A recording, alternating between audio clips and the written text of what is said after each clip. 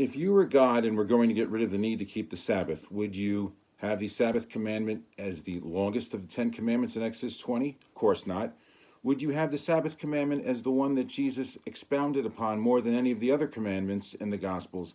No, you wouldn't. And would you have that be the commandment that starts with remember if you were only going to get rid of it? Of course you wouldn't.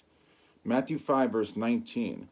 Whosoever therefore shall break one of these least commandments, and shall teach men so, he shall be called the least in the kingdom of heaven. But whosoever shall do and teach them, the same shall be called great in the kingdom of heaven. 2 verses later, Jesus mentions one of the 10 commandments and then expounds upon how we can keep it in the spirit as well as the letter. And then 6 verses below that, in verse 27, Jesus mentions another of the 10 commandments and then expounds upon how we keep that in the spirit as well as the letter. What was Paul's custom? Go read Acts 17, verse 2, where it shows that Paul's custom was to go into the synagogue on a Sabbath. Read also Acts 16, 13, Acts 13, verses 42 through 44, and Acts 18, verse 4, to see the apostolic church keeping the Sabbath. Is the Sabbath only for Jews? Read Isaiah 56, verses 1 through 7. You'll see it isn't. Indeed, in the New King James I have here, the header above Isaiah 56 says, salvation for the Gentiles.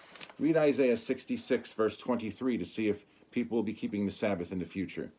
Read Matthew 24, verse 20 to see if Jesus' end-time followers will be keeping the Sabbath.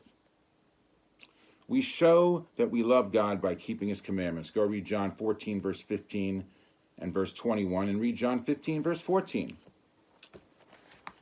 1 John 2, verse 4. He that saith, I know him, and keepeth not his commandments, is a liar, and the truth is not in him. What was the practice of the church? Read the last book of the Bible, Revelation 12, verse 17, 14, 12, and Revelation 22, verse 14. And yet some people fight against the Sabbath. And not only that, they attack others that just out of love try to say we should keep it because God said we should keep it. Have a blessed Sabbath, everyone. Peace all. Bye-bye.